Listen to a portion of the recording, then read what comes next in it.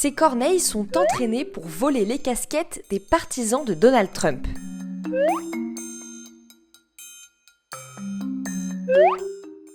C'est un Américain, un certain Biz Dave sur les réseaux sociaux, qui a eu cette drôle d'idée. Pendant plusieurs mois, il s'est lancé le défi d'apprendre cet exercice aux corneilles qui vivent près de chez lui.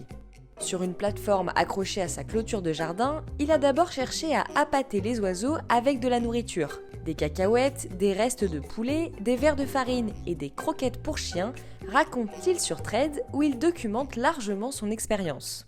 Une fois que les corneilles ont compris où se trouvait la nourriture et qu'elles ont pris l'habitude d'y venir, Biz Dave est passé à l'étape 2 de son plan, ajouter une casquette rouge. C'est le symbole du mouvement Make America Great Again et de nombreux Trumpistes en portent une.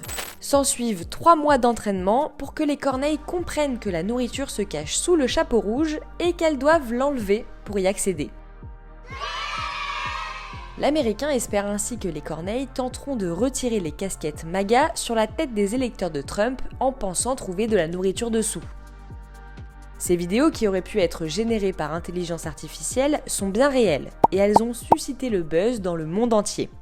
Contacté par le HuffPost, l'auteur de ces vidéos, un habitant du Midwest, explique vouloir rester anonyme après avoir reçu des menaces de la part de Trumpistes. Il explique que l'idée lui est venue en voyant des vidéos de corneilles sur internet. Les corneilles qui vivent aux alentours sont très intelligentes et elles interagissent avec les humains. J'ai essayé de les rendre amicales, mais elles n'étaient pas intéressées. Alors je me suis dit que je pouvais leur apprendre quelque chose de drôle, d'intelligent et qui inclurait une forme de résistance. La casquette rouge semblait être un objectif abordable, donc je me suis lancé.